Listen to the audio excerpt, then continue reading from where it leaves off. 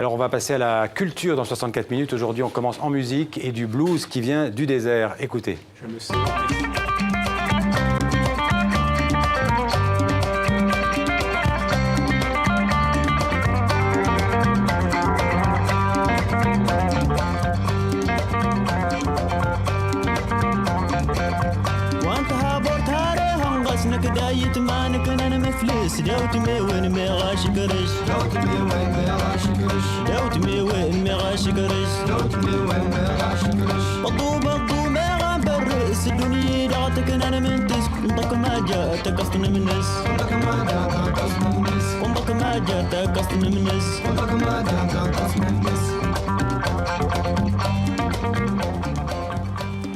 Bonsoir Jean-Baptiste. Bonsoir Xavier. Alors c'est du blues, de la musique touareg en tout cas, et qui nous est proposé aujourd'hui dans cette chronique pour l'ouvrir. Et c'est un groupe touareg donc, qui s'appelle Imaran. Imaran, ils sont six touaregs du sud de l'Algérie qui sont rencontrés à Taman Rasset. Imaran, vous savez ce que ça veut dire? Non, je me doute que non, ça veut dire ceux qui nous veulent du bien. Et c'est un groupe qui s'est formé il n'y a pas très longtemps.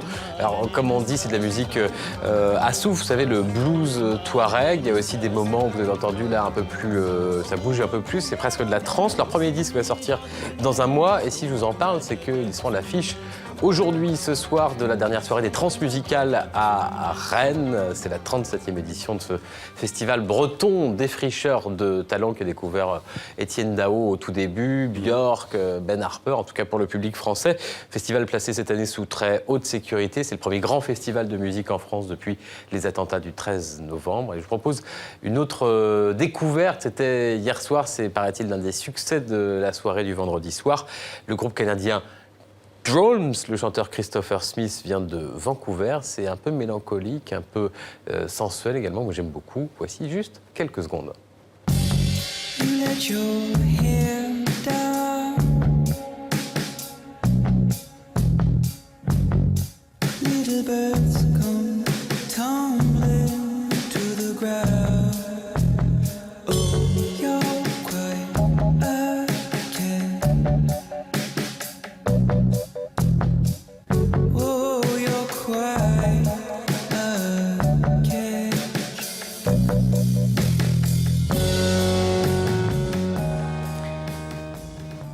On quitte Rennes pour Paris, pour le musée Victor Hugo. En fait, c'est la maison Victor Hugo à Paris, c'est Place des Vosges. Et il y a une très belle exposition consacrée au rapport entre l'écrivain et les choses de l'amour. Oui, c'est ça, c'est élégamment dit. Dans le Marais, à Paris, pendant 16 ans, Victor Hugo a loué le deuxième étage de ce Place des Vosges, qui est devenu en effet un musée qui lui est consacré. Alors, on peut visiter les appartements du deuxième étage. Certaines pièces ont été reconstituées à l'identique. Et puis, il y a des expos temporaires. Alors, il y a eu Hugo, homme politique, Hugo, dessinateur. Et voici donc Hugo amoureux, dans cette exposition qui s'appelle Eros Hugo, c'est le titre.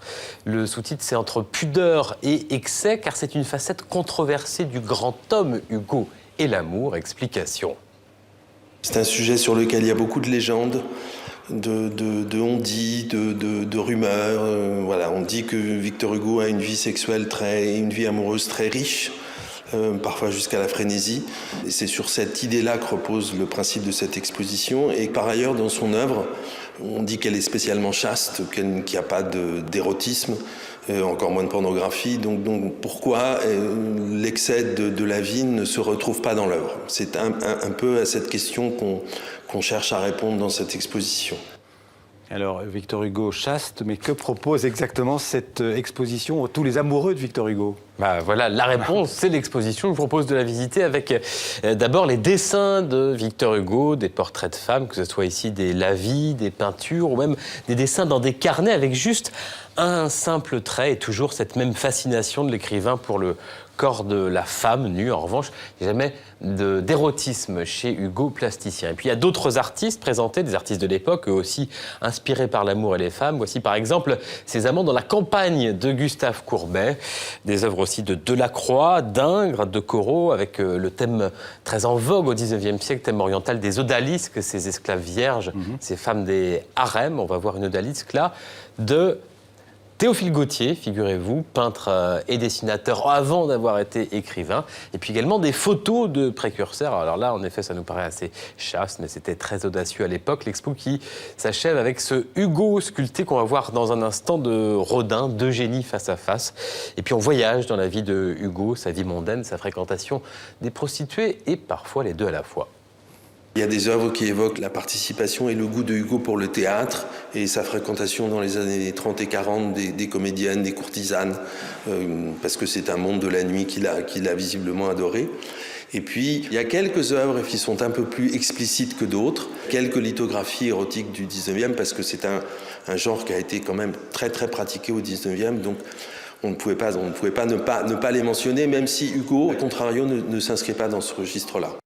Voilà, l'exposition Hugo à la maison de Victor Hugo à Paris, parce qu'il y en a une autre à Guernesey, sur l'île anglo-normande de Guernesey. Là, c'est Place des Vosges, à Paris. Voilà. Alors, l'actualité culturelle internationale en bref, et on va commencer par le Festival international du film de Marrakech. C'est parti. Oui, c'est parti avec d'abord la cérémonie d'ouverture hier soir sur le tapis rouge. C'était donc l'heure du présenter le jury, présidé cette année, on l'a dit dès hier, par Francis Ford Coppola, jury dans lequel siège, vous voyez tout à gauche, Jean-Pierre Jeunet, réalisateur d'Amélie Poulain, et puis des comédiennes comme Olga Kurilenko, l'Ukrainienne, la Marocaine Amaya Ayouch, et puis lui, qui est-ce donc? Vous l'avez reconnu, c'est Bill Murray, en tout cas son crâne, Marrakech, qui rend hommage à l'acteur américain génial pendant toute la durée du festival. Alors, le monde de l'art contemporain, il s'est donné rendez-vous aux États-Unis, en Floride, à Miami, pour être précis. C'est très chic. En fait, c'est la célèbre foire d'art contemporain de Basel, de Bâle, donc suisse, qui a essaimé, qui a créé en 2002 ce rendez-vous en Floride, à Miami, ville à la charnière entre l'Amérique du Nord et l'Amérique du Sud, marché qui grandit d'année en année. Eh bien, on va terminer par une information qui concerne le rock, la présence du groupe Eagles of Death Metal qui sera à Paris. Oui, demain ou lundi, les rockers californiens qui s'étaient produits au Bataclan le jour des attentats du 13 novembre reviennent. Ils vont jouer avec U2 à Bercy. Ce sera demain ou lundi, on ne sait pas très bien. U2 qui avait reporté ses concerts prévus dans la capitale française et sera donc lieu demain ou lundi, l'un des deux concerts, donc le retour d'Eagles of Death Metal à Paris. Merci Jean-Baptiste.